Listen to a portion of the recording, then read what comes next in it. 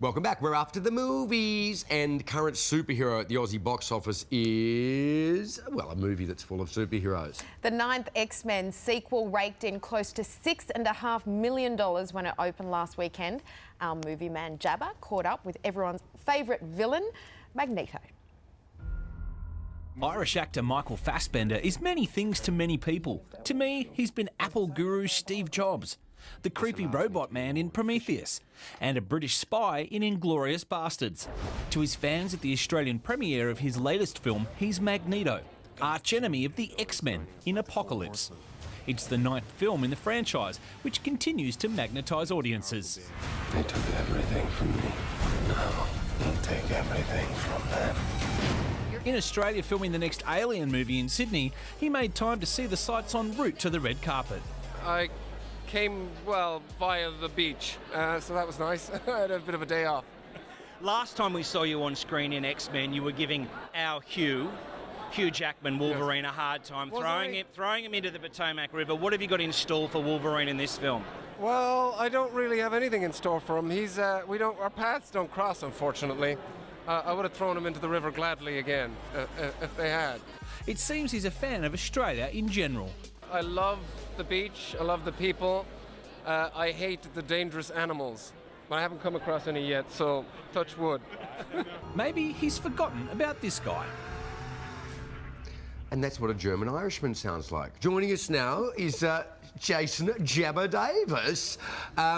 X-Men still topping the box office. It is killing it. There's a bunch of new films out this week to join them. A film from across the ditch starring Sam Neill, who I think of as our own, but of course he's a Kiwi too, working alongside the brilliant director Taika Waititi, who has got a bit of information for our viewers about what the film is about.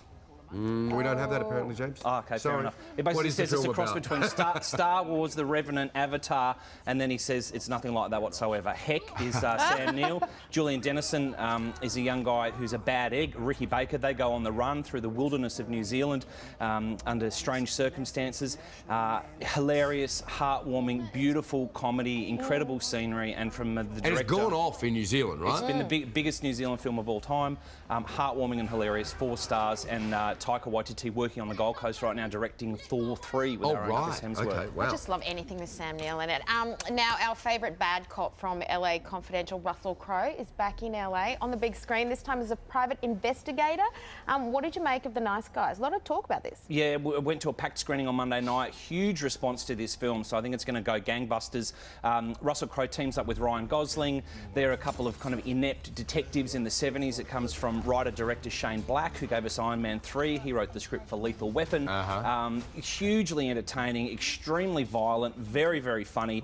They're on the run, on the hunt, for a girl called Amelia who's gone on the run. I found the plot a little bit hard to follow. I think it was really a giant MacGuffin just to see these guys. Yeah, sure, but it is funny. 70s LA. Yeah, really hilarious, bloody funny, 3.5 stars for The Nice Guys. Lastly, a man that's been in the headlines for all the wrong reasons, Johnny Depp. He's back as the Mad Hatter in a sequel that probably just Disney shareholders were keen on. It's a sequel to Alice in Wonderland called Alice Through the Looking Glass. Fortunately, I have an 8.5-year-old daughter called Ruby, who I can take to this. She took her friend Sophie. How did Ruby review it, Jabs? Enthralled. They absolutely loved it. Yeah. Well, that's some good news for Johnny Depp. He needs some. Exactly. Mia Wasikowski, fantastic in a female empowerment story. Ruby loved it. 3 stars for Alice Through the Looking Glass. And next week, Jodie Foster and The Turtles go head-to-head. 2 different films in New York. Excellent. How ironic that it's a female empowerment story.